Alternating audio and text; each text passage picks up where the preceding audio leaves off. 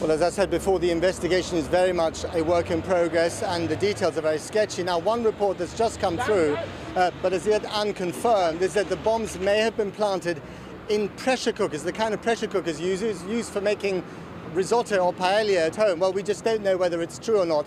But of course, what we're hearing more and more is that these bombs were very much homemade bombs, and we're waiting for the police to give us any more details that they come up with throughout the day. But before we talk about the possible motives and who might have been behind this, let's talk to two eyewitnesses who were actually here. I have with me Abby Griffiths. She's a television presenter from London who is running the Boston Marathon, and Fatma Tanis, a student of journalism in this city who actually took some of the footage that we saw in Faisal's report and that has been played all day long on television in this country and around the world. Let me start with you, Abby. You were running the marathon, which is exhausting enough as it is. You'd finished the marathon. What happened then? Well, I'd come through the finish line about 10 minutes prior to the explosion, and when you finish a marathon there is a protocol and you're ushered through, you collect water, a medal, you retrieve your bags, and it was at that moment that I heard the bomb go off.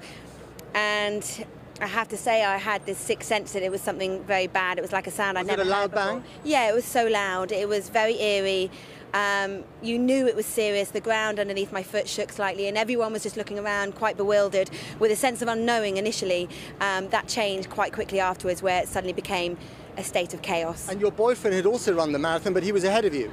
Yeah, he was ahead of me, and now it's very fortuitous, but he didn't run the time that he predicted that he would, and if he had, that might have meant that he came back round to the finish line to watch me and cheer me through. I mean, it's a whole set of circumstances that you just don't want to think about, really. And you missed it by 10 minutes. Let me turn to you, Fatma. Where were you standing, and what made you immediately decide to do what you did, which is to film it?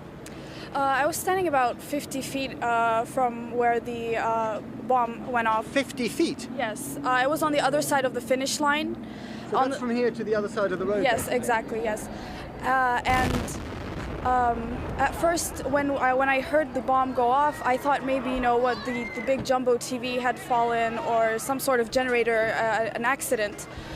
Then the second bomb went off and I saw people running, and some had cuts on their faces, many were crying, and that's when I thought it was serious. And for a second there I froze, and then I thought I should just go see what happens, and I took my camera with me. How did you feel inside?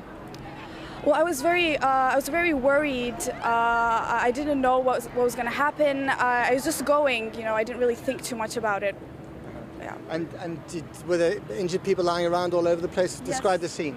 Yes, as I was getting closer, there were first drops of blood on the ground and people with minor injuries. And as I got closer to the area of explosion, I saw major injuries. Some people had lost their limbs. There was a lot of blood on the ground, and I think a lot of police and runners who were there, they just rushed and they were applying pressure to the wounds, and everyone was just trying to help around. I'm going to leave it there, I'm afraid. Fatma Tanis and Abby Griffiths, thanks very much.